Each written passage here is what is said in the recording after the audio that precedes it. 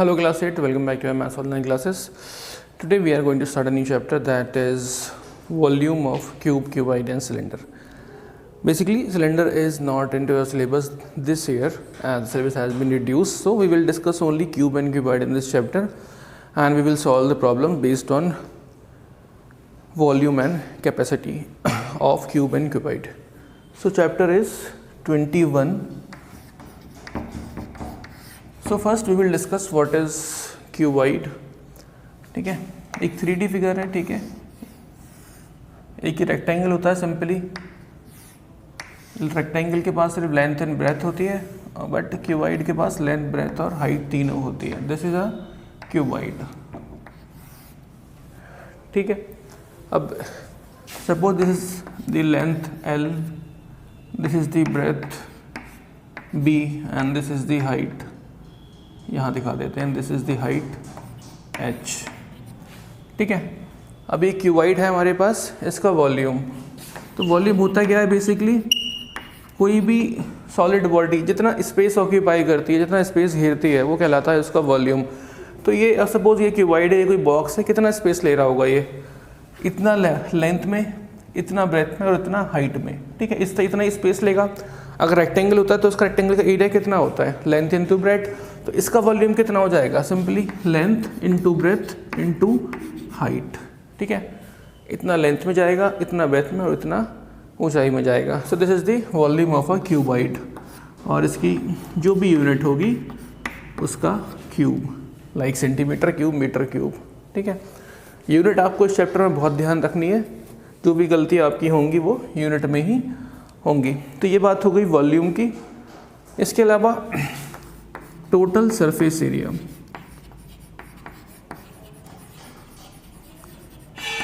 अब जैसे हम एक सिंपली 2D फिगर में बात करते थे पेरीमीटर की. ठीक है, ये एक 3D फिगर है. तो इसके कितने फेस होते हैं भाई, एक फेस ये सपोज, एक इसके पीछे होगा सेकंड, एक ये फोर्थ थर्ड, एक इसके पीछे फोर्थ, एक टॉप वाला फिफ्थ और एक नीचे वाला सिक्स. तो 6 फेस होते हैं किसी भी क्यूब या क्यूबॉइड के. तो टोटल सरफेस एरिया क्या होता है, basically the sum of the areas of the all the faces. ठीक है, जितने भी फेसेस हैं उनके फेस के एरियाज को अगर हम जोड़ दें, सम कर दें, तो वो बन जाता है total surface area. That means यहाँ पर 6 फेस है, इन 6 के 6 फेस का अगर मैं एरिया निकाल के ऐड कर दूँ तो वो बन जाएगा क्या, टोटल सरफेस एरिया. ठीक है, तो सपोज मेरे पास कोई ये फेस है.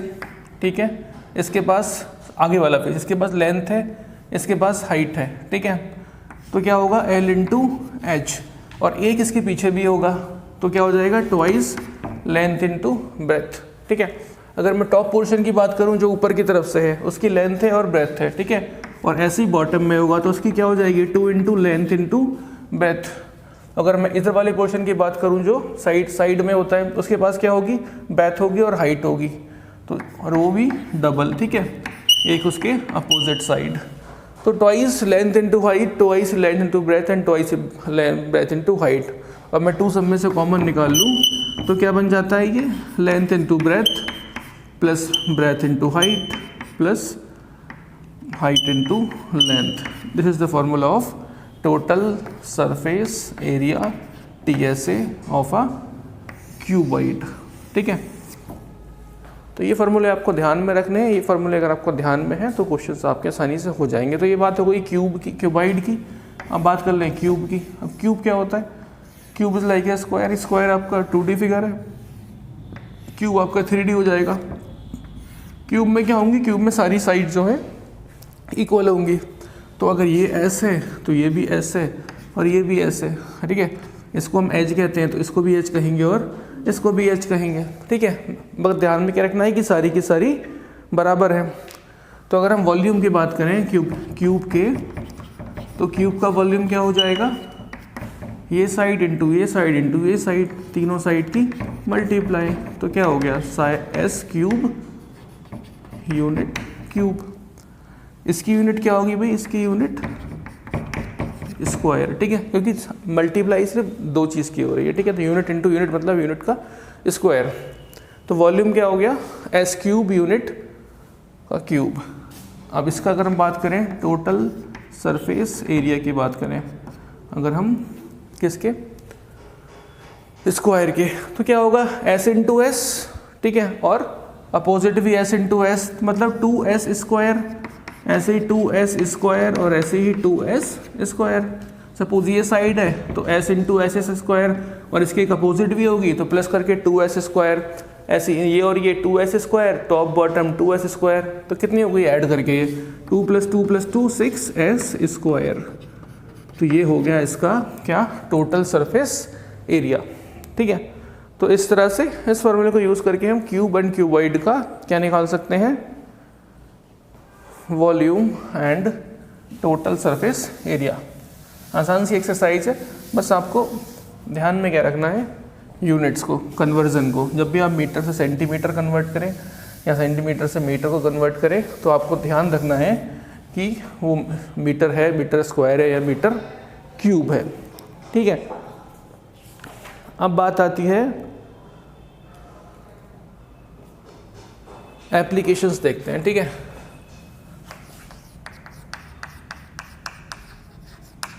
What are the applications. सबसे पहली बात करते हैं हम रूम की, ठीक है। एक रूम है, सपोज मैं एक रूम में खड़ा हुआ हूँ, ठीक है। अब इस रूम में कितनी वॉल्स होंगी, 1 2 3 4 वॉल्स। अब मुझे अगर इस रूम का एरिया निकालना है, ठीक है, तो मैं किसका एरिया निकालूंगा, एरिया ऑफ दीज 4 वॉल्स। एक ये वॉल है, एक इसके अपोजिट, एक आपको लेफ्ट में दिख रही है और एक आपको राइट में दिखेगी, ठीक है। तो इन 4 वॉल्स का एरिया क्या हो जाएगा भाई, एरिया ऑफ 4 वॉल्स,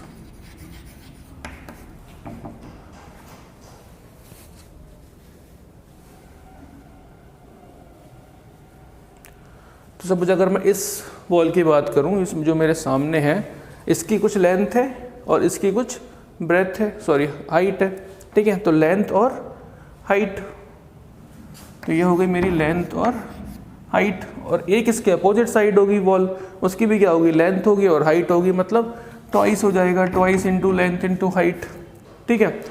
अब सामने वाली की बात करें, ठीक है, अगर मैं इसको लेंथ मानना हूँ तो उसको मुझे ब्रेथ मानना पड़ेगा, ठीक है, लंबाई होगी तो चौड़ाई होगी। तो अगर ये बी है तो उसकी भी हाइट होगी, तो क्या ऐड कर दूँ इसमें, ब्रेथ इंटू हाइट, और ये इसके अपोजिट भी होगी तो ट्वाइस कर दूँ, ठीक है। तो अगर मैंने इसको अपनी इसको मैंने अगर लेंथ माना है तो उसको मुझे ब्रेथ मानना पड़ेगा, तो लेंथ इंटू हाइट और ब्रेथ इंटू हाइट और ट्वाइस।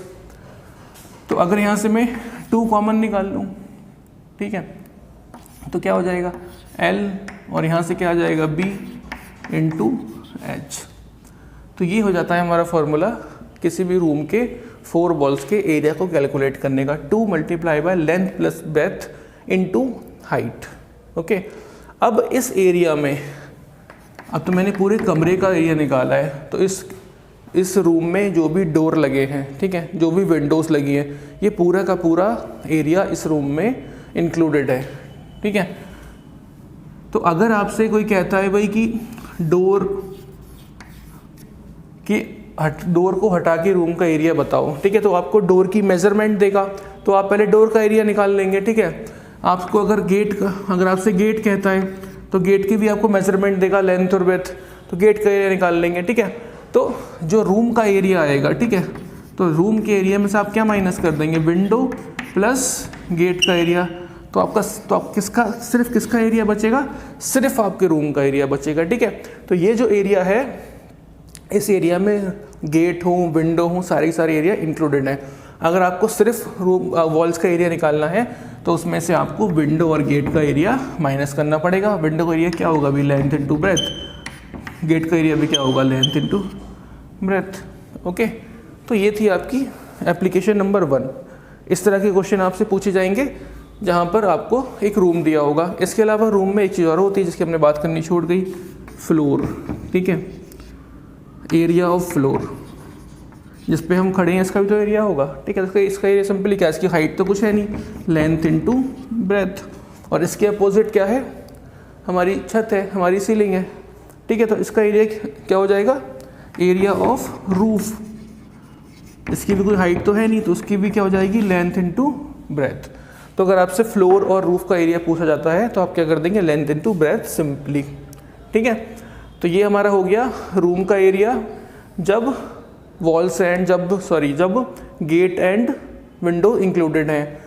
जब आपको गेट और विंडो नहीं लेनी तो आप गेट प्लस विंडो का एरिया माइनस कर देंगे, और फ्लोर और रूफ का एरिया सेम होता है, that is length into breadth. तो ये बात हुई हमारी किसकी, रूम की, जिसके क्वेश्चंस आपको मिलेंगे एक्सरसाइज में। रूम के बाद हम बात करते हैं किसकी, बॉक्स की, ठीक है। एक बॉक्स की बात करते हैं। तो एक बॉक्स कितना स्पेस लेगा, space occupied by a box.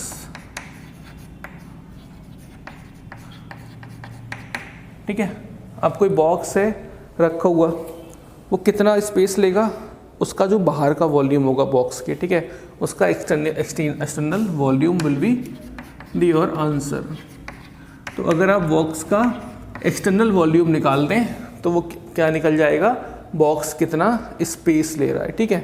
Suppose हम एक बॉक्स बना लिया हमने, ये कोई बॉक्स है, ठीक है। तो ये बॉक्स कितना स्पेस ले रहा है, हम कैसे निकालेंगे, बॉक्स का एक्सटर्नल वॉल्यूम निकाल के उसकी लेंथ ब्रेथ और हाइट को मल्टीप्लाई करके। इसके बाद उसकी कैपेसिटी, ठीक है। कैपेसिटी क्या होती है, ये बॉक्स कंटेन कितना कर रहा है, ठीक है, कोई भी मटेरियल कंटेन कितना कर रहा है वो कहलाती है उसकी कैपेसिटी। तो अगर हम बॉक्स का इंटरनल वॉल्यूम निकाल दें तो क्या मालूम पड़ जाएगा हमें, इस बॉक्स की कैपेसिटी कितनी है, इसके अंदर मैंने अगर कोई सामान है तो कितना रखना है, कितना आ जाएगा, वो उसका कैपेसिटी हो जाएगी। और वो कैसे निकलेगी, बॉक्स का इंटरनल वॉल्यूम निकाल के, ठीक है। अब इसके अंदर कितना मटेरियल आ सकता है, ठीक है, वॉल्यूम ऑफ मटेरियल।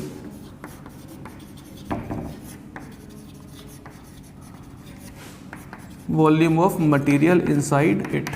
तो अगर मैं बाहर के वॉल्यूम में से अंदर का वॉल्यूम माइनस कर दूं तो क्या बचेगा मेरे पास, बॉक्स के अंदर जो मटेरियल है उसका वॉल्यूम बचेगा सिर्फ। तो एक्सटर्नल माइनस इंटरनल वॉल्यूम, ठीक है। तो अगर मैं एक्सटर्नल वॉल्यूम में से इंटरनल वॉल्यूम को माइनस कर दूं तो क्या बचेगा मेरे पास, volume of material inside this box. Okay, तो अभी आप कंफ्यूज ना हो, क्वेश्चंस आएंगे तो आपको और क्लियर हो जाएंगे। फिलहाल आपको ये पता होने चाहिए, ठीक है, कि आपको क्वेश्चंस में घुमा फिरा के यही बात की जाएगी और आपको वहाँ पर पता होना चाहिए कि भाई एक्सटर्नल वॉल्यूम क्या है, इंटरनल वॉल्यूम क्या है, और अब कैसे हम निकालेंगे। अगर कोई इसके अंदर हमें वो दिया कि इसके अंदर को बहुत कोई सामान रखा हुआ है तो बताओ उस सामान का वॉल्यूम कितना है, तो आप कैसे निकालेंगे, दोनों के वॉल्यूम को माइनस करके। अब बात आती है कि इंटरनल और एक्सटर्नल वॉल्यूम हम निकालते कैसे हैं। ये तो हमने कह दिया कि इंटरनल वॉल्यूम एक्सटर्नल वॉल्यूम, अब इसे निकालेंगे कैसे उसकी बात कर लेते हैं, ठीक है। तो वॉल्यूम निकालनी है तो लेंथ ब्रेथ और हाइट होनी चाहिए, ठीक है। वही हम लेते हैं क्लोज बॉक्स है, उसके लिए हम बात कर रहे हैं। सपोज हमने बॉक्स है, उसकी जो एक्सटर्नल लेंथ है वो है L, बॉक्स की जो एक्सटर्नल ब्रेथ है वो है B, और जो एक्सटर्नल हाइट है दैट इज H, ठीक है। इसके अलावा अब बॉक्स है, ठीक है, उसकी कुछ थिकनेस भी होगी, ठीक है, लेंथ ब्रेथ। ये सपोज कोई बॉक्स था, ये इसकी लेंथ हो गई, ये इसकी विड्थ हो गई और ये इसकी हाइट हो गई। बट इस बॉक्स की कुछ चौड़ाई भी तो होगी, ठीक है, कुछ मीटर कुछ सेंटीमीटर चौड़ा भी होगा। उस थिकनेस को मैं यहाँ पर कंसीडर करना है, ठीक है। सपोज वो थिकनेस मैंने मान ली x, इसी थिकनेस की वजह से ये कॉन्सेप्ट आपका आता है इंटरनल और एक्सटर्नल वॉल्यूम का, ठीक है। उस थिकनेस की वजह से बाहर का वॉल्यूम और अंदर का वॉल्यूम में अंतर आ जाता है, ठीक है। तो अगर आपको ये सब दे रखा है तो इंटरनल लेंथ कितनी हो जाएगी,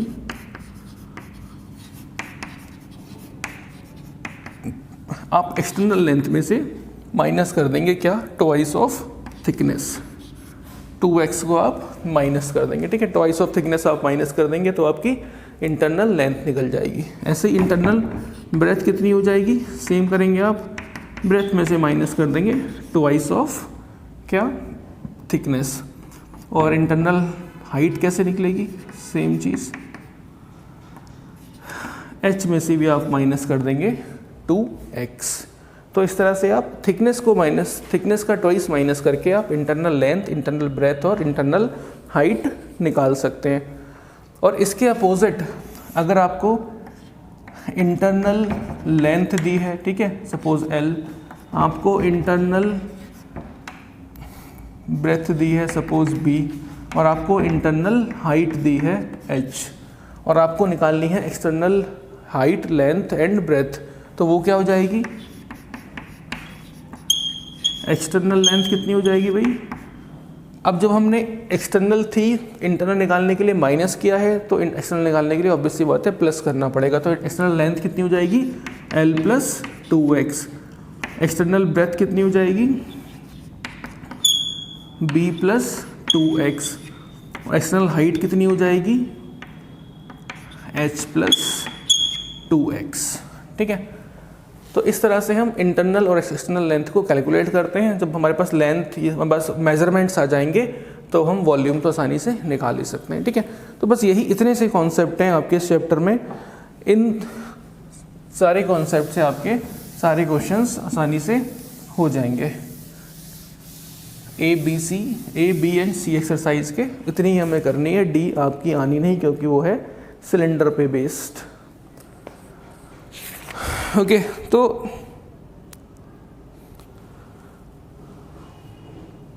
कोई क्वेश्चन देखते हैं। सपोज 21 का 9th क्वेश्चन देखते हैं।